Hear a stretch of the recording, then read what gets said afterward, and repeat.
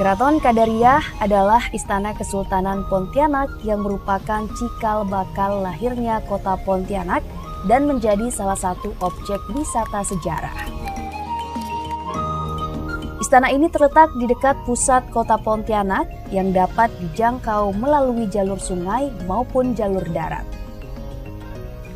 Keberadaan Keraton Kadariah tidak lepas dari sosok Syarif Abdurrahman Al-Qadri yang telah mengunjungi berbagai daerah di Nusantara dan melakukan kontak dagang dari para saudagar di berbagai negara.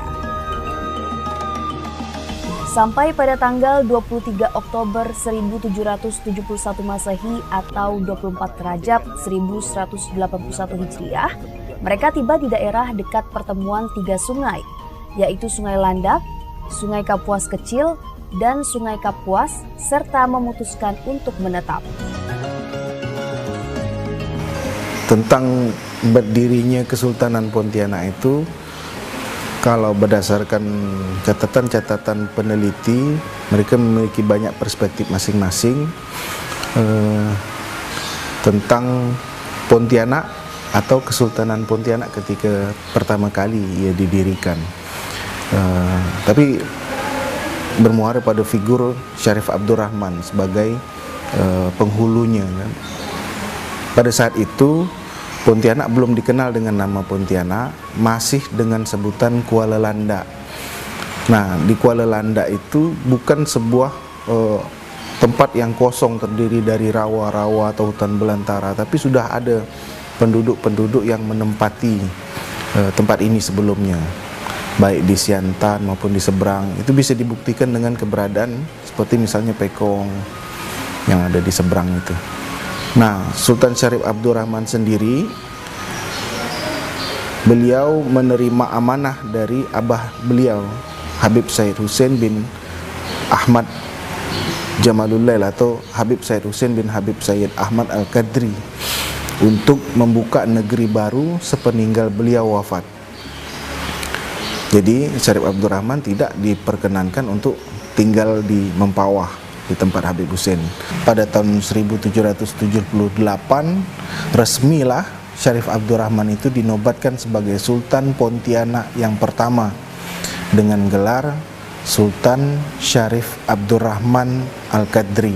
Pada masa pemerintahan Kesultanan Pontianak yang pertama ini, beliau tidak mau keluar dari jalurnya, tetap menyebarkan agama Islam.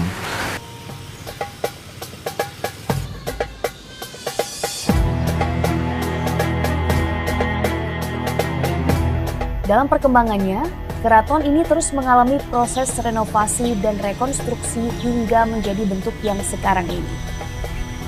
Kemegahan istana seluas 60 x 25 meter yang terbuat dari kayu pilihan ini sudah dapat dilihat di bagian depannya. Pada bagian depan Keraton Kadariah terdapat 3 meriam kuno yang sudah ada sejak zaman Sultan Syarif Abdurrahman Al-Qadri. Uniknya, meriam yang berada di bagian tengah menurut cerita merupakan meriam setimbul, karena pada saat ditemukan, meriam ini timbul dan mengapung di Sungai Kapuas. Untuk memasuki keraton, terdapat 9 anak tangga yang terkadang disebut dengan tangga 9.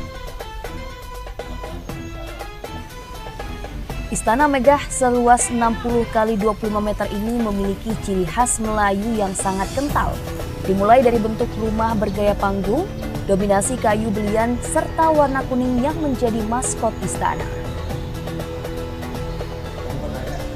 Dalam filosofi budaya Melayu, warna kuning melambangkan kejayaan dan budi pekerti.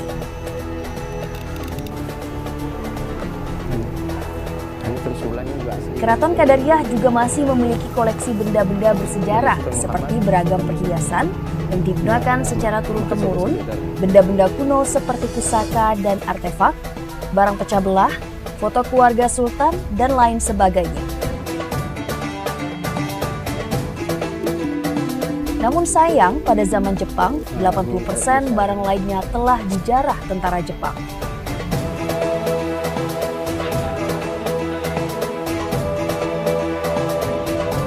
Balairung atau ruang pertemuan di dalamnya Juga terdapat singgasana untuk sultan dan permaisuri, dihiasi dengan lambang bulan bintang sebagai lambang Kesultanan Islam. Di sini juga terdapat 2 buah kaca panjang di kiri dan kanan ruangan. Cermin ini merupakan cermin yang berasal dari Perancis dan oleh masyarakat setempat disebut dengan cermin 1000 atau cermin pecah 1000. Mengapa demikian? Karena jika Anda berkaca, maka bayangan Anda akan dipantulkan sangat banyak oleh cermin di seberangnya. Ini pertama kalinya saya ke Istana Kadria, dan dari sisi maintenance dibanding dengan yang lain-lain cukup baik, dan besar harapannya ini bisa terus dikembangkan dan dipelihara sehingga heritage sejarah bangunan-bangunan bersejarah di kota Pontianak, khususnya di Istana Kadria ini bisa terus terjaga. Kawasan ini adalah kawasan sungai yang sebenarnya bisa dijadikan objek wisata seperti di tempat-tempat lain di internasional. Misalnya di Thailand itu sangat terkenal dengan Chao Phraya. Nah, mungkin untuk para stakeholder pariwisata bisa mengembangkan pariwisata air. Jadi orang datang ke Kadria ini akan lebih tertarik dan menambah pengalaman yang tak terlupakan jika mereka berkunjung lewat laut, lewat sungai, khususnya dengan menggunakan sampan tradisional, sehingga pengalamannya tak terlupakan. Saya berharap semoga banyak orang luar yang lebih mengenal keraton ini gitu, bukan hanya warga masyarakat yang ada di Pontianak, cuman di kota-kota lain juga bisa lebih mengenal gitu kan. Kalau di Pontianak ini ada terdapat sebuah keraton atau sejarah bagi sultan-sultan. Saya mandangnya dari kesenian gitu ya kan, dari estetikanya. Wah, kok keraton ini sangat indah gitu kan, dari bentuk warnanya gitu kan, kuning gitu kan, yang melambangkan Melayu gitu kan. Nah, saya juga bisa mengenal, oh simbol ini juga untuk mengenal etnis Melayu gitu kan. Udah tuh pertama saya juga terkesan untuk yang di sana gambar Pancasila gitu. Ternyata sultan yang di sini juga berkontribusi untuk menyumbangkan gitu pemikirannya untuk sila Pancasila yang ada di sini gitu. Pertama saya masuk keraton ini memang ini sangat indah sekali ya. Terus tuh dengan ciri khas berwarna kuning yang mungkin punya apa makna tersendiri kayak gitu, dan ketika saya masuk dalam sini banyak sekali hal-hal yang bisa kita gali, yaitu dari foto-foto ini kan banyak sekali prasejarah yang ada di dalamnya kayak gitu, dan itu perlu kita gali dan perlu kita ketahui kayak gitu untuk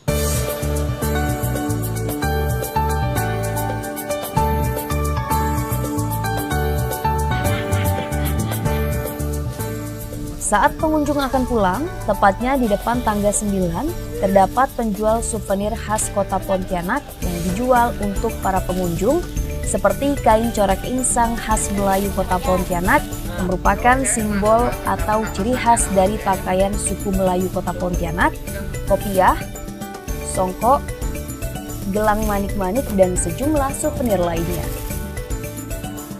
Saat ini Kesultanan Pontianak dijabat Sultan Syarif Mahmud Melvin Al-Qadri, yang juga merupakan Sultan ke-9 yang akan terus melanjutkan tradisi atau adat istiadat yang digunakan atau dijayakan sejak zaman Sultan Abdurrahman dan coba dihidupkan kembali, yang merupakan tradisi keislaman sehingga diharapkan dapat bersinergi dengan pemerintah.